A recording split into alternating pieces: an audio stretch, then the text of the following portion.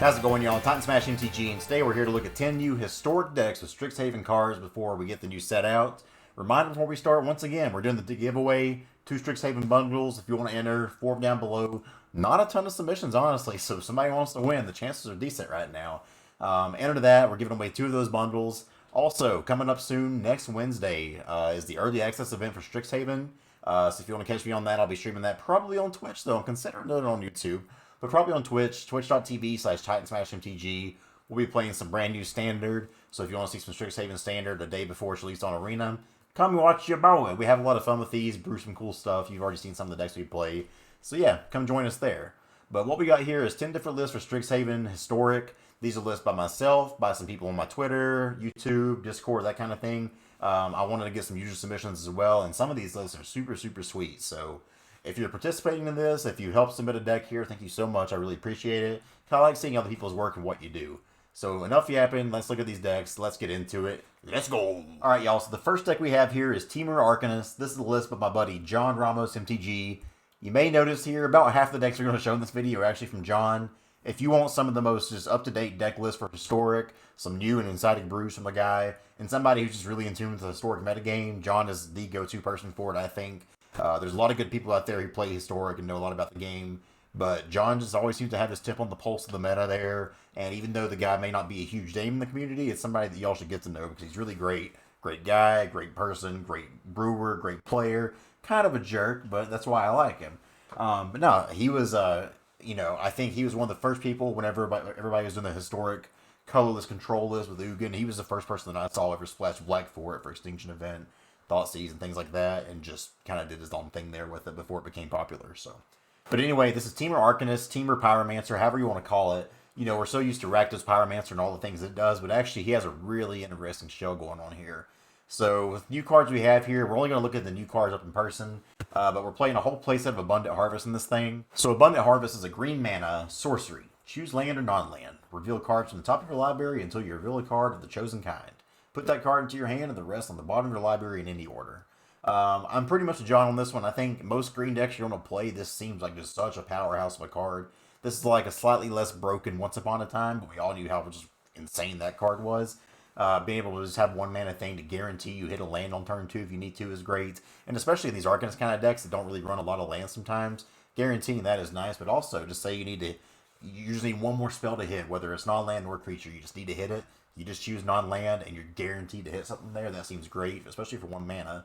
Brainstorm, just really good early filtering here. Way to late game, to kind of find the answer you need and put away any kind of lands you might have. But let's get to some of the other cards here. Whole playset of Reckless Rage. Reckless Rage, just an insane card against so many of these decks, especially with Dreadhorde Arcanist. Being able to do it twice in one turn sometimes can be super brutal. Kind of awkward with Young Pyromancer. However, you can target the little tokens and kill them off, and it's not a big deal. So that's there. Whole playset of Spell Pierce. A whole playset of Domri's Ambush. I love it. I love me some Domri's Ambush, baby. A whole playset of a Dragon's Guard Elite. This is a kind of an interesting one here. This is a 1 green 2/2 Human Druid with Magecraft. Whenever you cast or copy an instant or sorcery spell, put a +1/+1 counter on Dragon's Guard Elite. Pay 6 mana, double the number of 1/1 counters on it.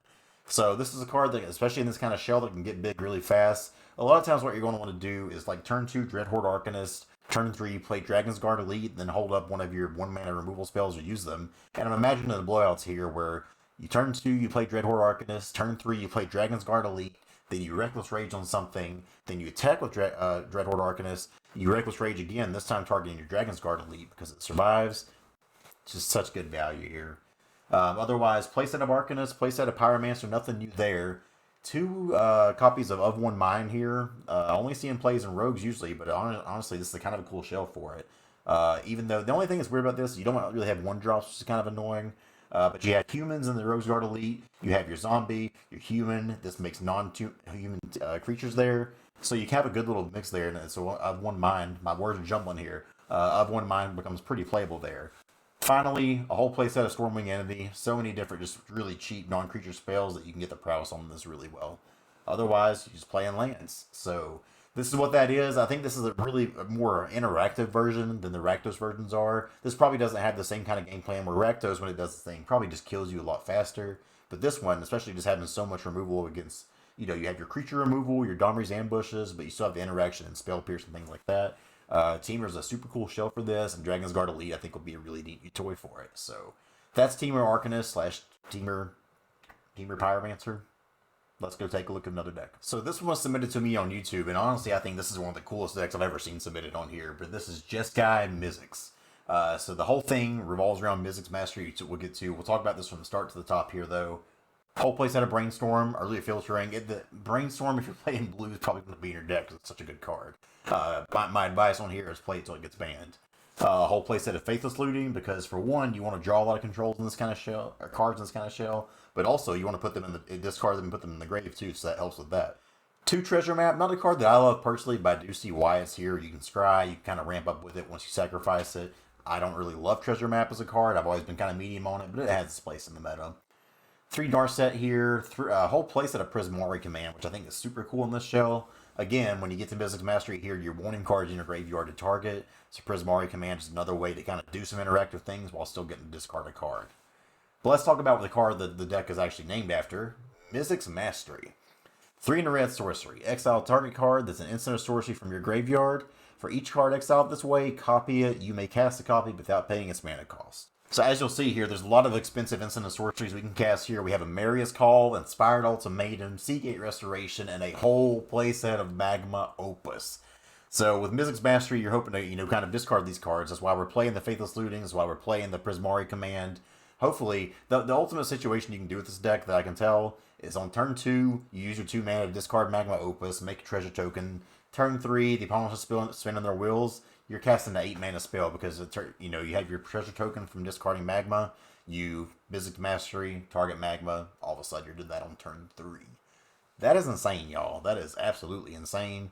I also think something like a Genesis Ultimatum kind of shell or a Emergent Ultimatum, even though it's not the right colors, could still go in this as well. But also, this game just kind of plays a nice little controlling kind of thing. You still have your Wrath of Gods in here, your Doom Scars. I think Day of Judgment should be something instead of Doom Scar, but, to each their own. A whole playset of Goldspan Dragon here also helps you ramp. So that way, if you happen to get to the late game, top deck this and overload it and copy each thing in your graveyard. Like, if you're getting to cast a Marius Call and Magma Opus and Inspired Ultimatum, I can't see a way you're ever going to lose that game, so... This deck looks really cool. I love that it kind of has that control game plan, but if it hits on the maximum things you can do with this deck, or, just doing turn 3 Magma Opus, which just seems insane to me. So, a lot of potential here for this one. I think this one is super cool. Well done, Lawrence. Let's go ahead and take a look at another one. Next one we have here is another one from John Ramos. This is Boros Aggro with Strixhaven cards, and this is kind of like the one that I built for Standard, but man, this looks super, super fun. The funny thing looking at this is you look halfway through, usually this is where your kind of big expensive cards are. The top end of this deck is 2 mana. You play 0 cards that are 3 mana or above. So Lurrus is your companion here. Let's talk about some new cards here. Clever Luminancer, the Super Swift Sphere, some people have called it. White mana 0/1 with Magecraft. Whenever you cast or copy an instant sorcery spell, Clever Luminancer gets +2/+2 until end of turn. So you're playing your Clever Luminancer here. Whole playset of Defiant Strike. 1 fight is 1. A whole playset of God's Willing. A whole playset of Reckless Rage. Whole playset of Skullscar Mage, and that rounds out the 1-drop slot. But this kind of plays just like a Prowess Boros deck that you'd want to do. This is really similar, like a Boros Feather kind of list. At the 2-drop slot, we have the Dreadhorde Arcanist. We have the Young Pyromancers that you come to expect. But we also have the new card here, a 3-of Leonin Light Scribe. This is a 1 and a white 2/2 Cat Cleric. Magecraft, whenever you cast or copy the instant or sorcery spell, creatures you can control get +1/+1. Just another way. This is really good with Young Pyromancer, especially. You're casting your spells, you're making your tokens, and then you have your Leonin Light Scribe to drop on the battlefield. And Leonin's one you don't have to play on 2 in this deck, which is really nice. You can play your Pyromancer on 2, you can play your Dreadhorde Arcanist, whatever you want to do. And then late in the game, when you start getting all these tokens of Pyromancer and going wide, then you drop that Light Scribe and start popping off with all these other spells and pump the team, and all of a sudden you're what was puny little attackers are doing so much work. So this thing is going to make combat a nightmare for opposing decks. I think Leonin Light Scribe is a super cool card. Keep looking at the new cards here. 3 of Rip Apart. I don't love it in this shell personally. If you're doing the best of one thing, I can see why you want the versatility of this. Red and a white sorcery. Choose one. It deals 3 damage to target creature or planeswalker, or you destroy a target artifact or enchantment. It is sorcery, which doesn't really play super well with how the deck wants to play, but especially in like a best of one build like this, it's just an efficient removal and does a lot of things you want. So I see why it's there. A really cool card we have in here is Show of Confidence. This is 1 and a white instant When you cast a spell, copy it for each other instant and sorcery spell you've cast this turn. You may choose new targets for the copies. Put a +1/+1 counter on target creature. It gains vigilance until end of turn. The fact you can copy this plays really nicely with a lot of these things. Again, we're playing so many one mana spells in this list that copying it shouldn't be too difficult there. So I think this is a really cool card to go with the shell. I think it's a 2 of. I think it's 4 of. It's probably a little bit too slow. That's kind of Christmas land because you're never going to get to trigger it that often in the way you want it to. But it's a 2 of. I think John did it just right. Finally, 10th Edition Legionnaire. It's a house in Boros Feather. We already know what this card can do. This is sweet. So yeah, overall, Boros Aggro, Boros Prowess kind of deck. It's right up my alley, man. I love this. Like, when I look at these kind of decks, I get really excited for Historic. They're super cool. Let's go take a look at another one. Alright, so next up is a creation from yours truly. This is Brew of Bind here. This is Simic Turns. Whenever I saw Time Warp, I knew having that and Orange Epiphany in the format meant there was probably some cool ways to take some extra turns in this format. So this is when I came up with this. I actually submitted this to Star City Games, the Versus series, and they played a really similar version to it. I don't know if it's based off mine or not, but I'm going to tell myself it was. But basically, this plays a whole playset of Abundant Harvest and a whole playset of Brainstorm. And with Abundant Harvest, you know, early game you want to find your lands. It's another way to do that. Late game, if you want to find your extra turns card, find your Planeswalker cards, this card does it all for you for 1 mana. A whole playset of Growth Spiral because the card's still fantastic. This is a weird one here, but a whole playset of Haze and Pollen. The weakness of this deck is it has absolutely 0 interaction. So being able to get Haze and Pollen to prevent all combat damage is something you're probably going to want in the deck. But also, if it's a dead card against other matchups, you can cycle it, so that's good. So the next cards I'm playing are honestly probably not super great for this shell, but I'm trying it anyway because I want to know if it works out right. But I'm playing Kasmina, Enigma Sage, and Teferi Time Master, or Teferi Master of Time in this deck. I want to do the things I talked about in my standard video, where you can use Kasmina's static ability to allow Teferi to +2 every time. That way you can get to his ultimate a little bit faster, that -10, take 2 extra turns after this one. So I think that's going to work out okay there. It may not be worth playing, honestly, but I do want to try it out. I'm playing a 2 of Tamiyo, Collector of Tales, and honestly, this should probably be a 3 of. Tamiyo on these kind of lists can just minus, get your Time Warp back, well, you can't get your Orange Epiphany back, but you can get your Time Warp back, because Time Warp, when it was printed, they didn't make any way to exile it until it's cast. So you can just cast your Time Warp, get your Tamiyo, grab it back, do it again. So that's pretty sweet there. We're playing a whole playset of Nissa, Who Shakes the World, because you still need to close out a game, and it turns out Nissa is pretty good at doing that. And then finally, we're a Turner's deck, so we're playing a whole playset of Time Warp and a whole playset of Orange Epiphany. So I think this deck's kind of cool. I have a sideboard for it here as well. I'm curious to see. I expect somebody for sure making something like this and trying to make it see play. We'll see if it's actually good enough to make the cut or not. But I do think turns will be around a Historic in some degree. Just a matter of how it's built. But I think this is pretty close to what kind of show you're going to want to build for this. Let's go ahead and take a look at another one. So next up, we have Jeskai Phoenix, a hot little number on the R-Flat Phoenix archetype. And this is another John Ramos build. So what we got here is some 4 of Faithless Looting. Nothing super surprising here in that one. I am surprised to see no Brainstorm in this list. I feel like Brainstorm would be a really nice card for these kind of decks. But Faithless Looting is definitely the all-star that you for sure have in there. Whole playset of Lightning Axe, being able to discard a card like Arclight Phoenix is really good, especially if you can still do 5 damage to another creature. That's huge. Playset of Shock, playset of Charter Course, Goblin Electromancer, nothing super surprising there. A whole playset of Strategic Planning, 1 in a blue. That's a card we've seen before. It's in here. It fits out right. So let's talk about a new card here. This is Thrilling Discovery, and this is a whole 4 of in here. Red and white sorcery, you gain 2 life. Then you may discard 2 cards. If you do, draw 3 cards. That's a lot of card draw there. We're also playing 3 of Pyromancer in here, 4 of Arclight Phoenix, and a whole play set of Hollow One, which I think is really nice. Hollow One, 5 mana, in quotations marks. This spell costs 2 less for each card you've cycled or discarded this turn. So I think Hollow One actually fits in really nicely here. You're discarding cards with Faithless Looting. You're discarding cards with Lightning Axe. Charter Course you can discard with Strategic Planning. Well, Strategic Planning, I guess, doesn't work. Yeah, it doesn't work. Thrill and Discovery you can with those. So there's a lot of different ways to make that work. So this is a kind of neat little take on the archetype. You splash in the white just for Thrill and Discovery. I'll be curious to see if it's worth it or not. But I think with it, this new Historic and you're wanting to try new things out, so why not try this? So Arclight Phoenix maybe making a comeback. We'll see. We'll see. Alright, so another new one we have here. This is Mardu Humans. This is by my buddy November Lima, who is another content creator. So if you don't know who that is, check them out on Twitter. They have a YouTube channel as well. But this is a list I saw and just fell in love with. I'm a sucker for Humans list, and I think this is a super cool build of this. So let's talk about the new cards in here. We have the Bodyguard, Giant Killer, Gravedigger's Cage, Thraven Inspector. Nothing new there. Playing a 2 of Humiliate here. This is the white and a black sorcery. Basically like a Thought Seize. Target opponent reveals their hand. You reveal an online card from it. That player discards the card. Put a 1/1 counter on target creature you control. I don't know what that accent was, but that's what we got there is a 2 of. Playing a whole playset of Silver Quill Silencer. Basically taking the place of Meddling Mage in this list, but white and black. 3/2. As it enters battlefield, choose a non-land card name. When an opponent casts a spell with the chosen name, they lose 3 life and you draw a card. So this is kind of doing its best Meddling Mage impression there, burning the opponent out, and still has been a 3/2 for 2, which is a very fine body for 2 mana. Playset of Thalia, Garden of Thraben, because Thalia is the bee's knees. A whole playset of Elite Spellbinder, which I'm not going to read because I've read it in like so many videos already. We get to the 3-drop slot here as well. 3 of General Kudro, a whole playset of Judith, 2 Tajik, Legion's Edge, and finally at the 4-drop slot at the very top end, Blade Historian. This is the 4 mana 2/3 attacking creatures you control have double strike, and with that mana right there, it's actually not that hard to cast it. As you see, there's no basics in this thing. It's all just shock lands and check lands. So there's going to be a pretty good chance that by turn 4, if you have 4 mana, you're going to be able to cast this. And getting things like your 3/2s, your 2/1s, double strike, your 3/1s, it's going to make them really nice. Judith being able to ping things and get +1/+0 is nice.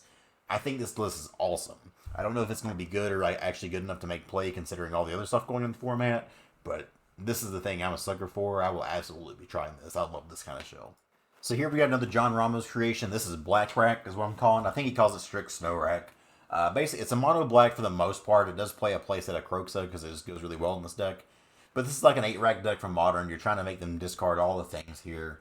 So we'll look at this real quick. Bloodchief's Thirst, whole playset, no surprise there. 1 Fatal Push is really random. John, are you drunk? What are you doing? A whole playset of Inquisition of Kozilek. This is a new one to the historic format. This is a 1 mana sorcery. Target player reveals his or her hand. You choose a non-land card from it with the converted mana cost 3 or less. That player discards a card.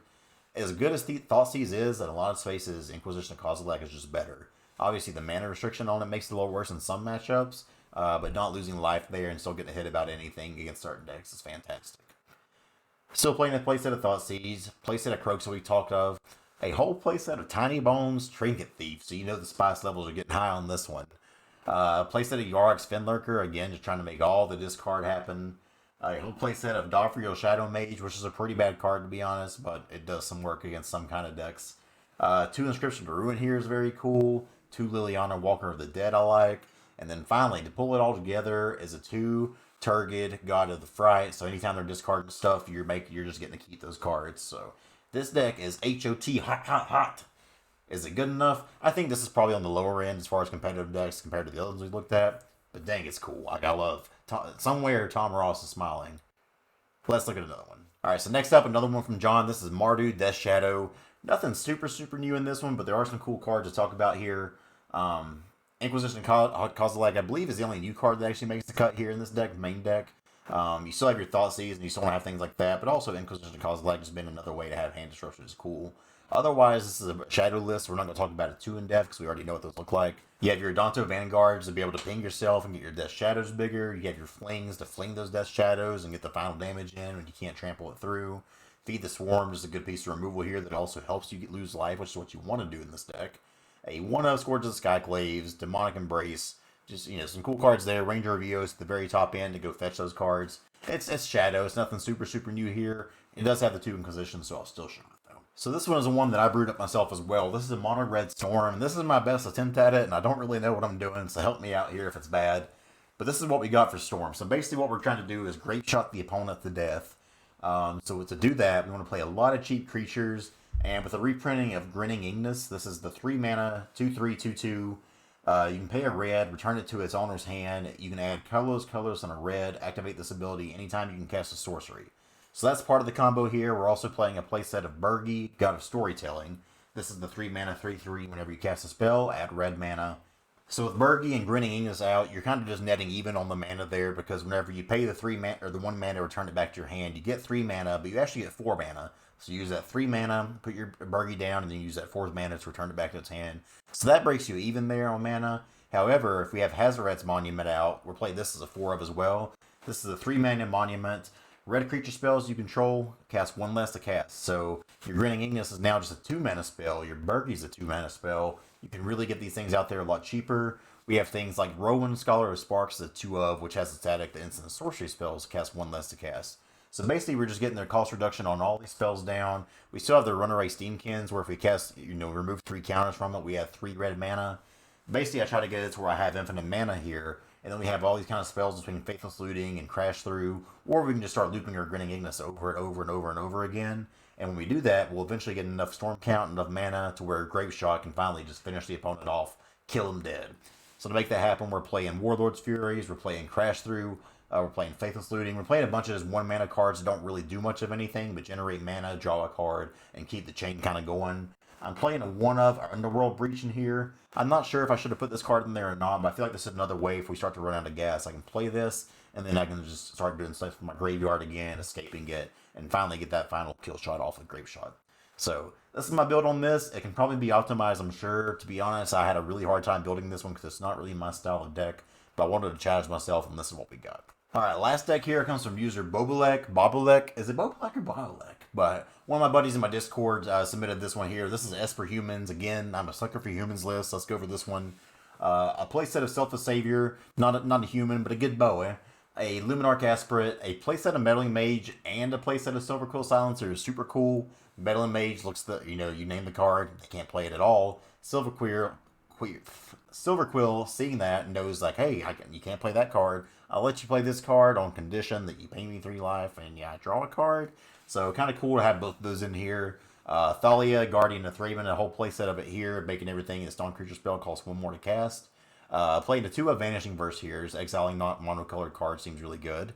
3 of Archon of Emeria, which is actually super spicy in this, with the again we're just kind of doing the Taxes thing here, because this is more like Esper Taxes, not just Esper Humans. But the Archon of Emeria, each player can only cast 1 spell per turn. Non-basic lands your opponent control will enter the battlefield tapped. So really just kind of shutting the opponent off with ramping and doing their thing here. And as you see in the mana base we have here, we play a lot of non-basic lands, and that's kind of just how Historic works. So making all the lands for the most part enter tapped is really nice. 3 of Deputy Petition, 2 Lastful Mimic, 2 Militia Bugler, which is spicy. 3 Skyclave Apparition, 2 Elite Guard Mage, and a 1 of Selfless Glyph Weaver. This is 2 and a white. It's a 3 mana 2/3. Exile it. Creatures you control gain indestructible and end of turn. It also has a sorcery on the back end. If you happen to go late game and have 8 mana, go for it. But yeah, Bobolek, this is a really cool one here. Again, Esper Taxes, Esper Humans. I'm a sucker for these kind of things, so I'll probably end up trying it out. So that's what we got there. 10 different lists for Strixhaven Historic. Hopefully y'all enjoyed. If you did, like, comment, subscribe, all that kind of stuff. Again, early access coming up next Wednesday. That'd be the 14th. So April 14th, early access event. Come join us and watch us play some new Standard. Till now, thank you for watching. Thank you for submitting a deck on here. And thanks for all the continued support as always. Love y'all. Let's go.